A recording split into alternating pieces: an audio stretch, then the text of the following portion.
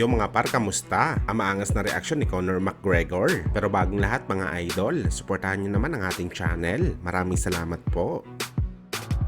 So matapos nga po sabihin ng Japanese Monster na Naoya Inoue na wala na daw siya gana palabanan ng angas ng Pinas General Casimero dahil hindi naman daw ito isang magaling na fighter sa bakbakan. Matapos nito makita ang galawan ng Pinoy sa naging laban nito kay Uguni. Bagamat kahit sinabi man ni Inoue ang ganitong bagay mga idol, naniniwala pa rin ang Team Cuadro Alas na matutuloy pa rin ang laban nila ni Inoue at nag-e-expect pa rin sila mga idol na matutuloy ang sagupaan nila ni Inoue sa buwan ng sinabi nila bago ang laban kay Uguni kung saan ayon kay Coach Jason mga idol. September daw ang target nila na laban kay Inoue. Malamang mga idol buo pa rin ang tiwala ng Team Casimero sa kanilang promoter na si Masayuki Ito na siya ang gagawa ng paraan para maikasang sagupaan ng Pinoy at Hapon. Well, malayo pa naman mga idol ang September 2024. Talagang marami pa ang mangyayari. Baka magbago pang isip ni Inoue na palagan si Cuadro Alas sa bakbakan.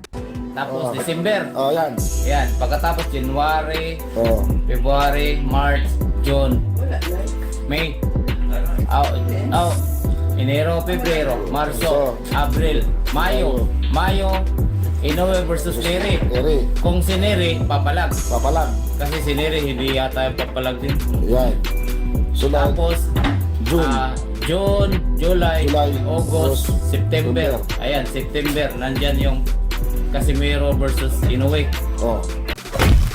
Sa kabilang banda naman mga idol, Conor McGregor tinawag na stupido si Manny Pacquiao kung saan sa bagong interview ni McGregor, brutal nito pinaalala sa Pinoy legend. Nabayaran na daw nito ang utang niya sa kanya na $8 million dahil sa lusot sa kanya ng Paradigm Sports. Matapos ito matalo sa kaso na sinampas sa kanya. Mag-appeal daw mga idol si Pacquiao sa korte hanggang gusto niya. Pero hindi daw magbabago mga idol ang resulta. Magbabayad pa rin daw siya ng danyos kay Conor McGregor ng $8 million o halos 440 million pesos para sa pera natin.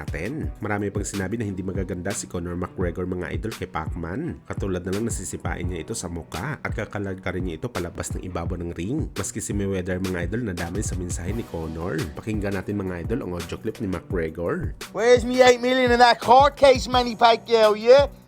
You owe me 8 million, Manny. You can appeal all you want to hurry up with the appeal. You owe me that though, lad. You can't sign a contract with an agency to represent you and then go and start doing other things like imminently, straight away. You don't need to sign the contract. Are you crazy? Are you stupid, Manny? Are you guys stupid? I'll kick you in the head and in the neck and in the inside leg and take you off your feet and drag you by your ankle across the stage. And what then? I had Floyd bent over. I could have done that to him. I should have done that to him, yeah? Should have showed the work because it's starting to do my head in a little bit the way the thought process is of all these people, yeah? So I'm on the plane tomorrow, catch you tomorrow.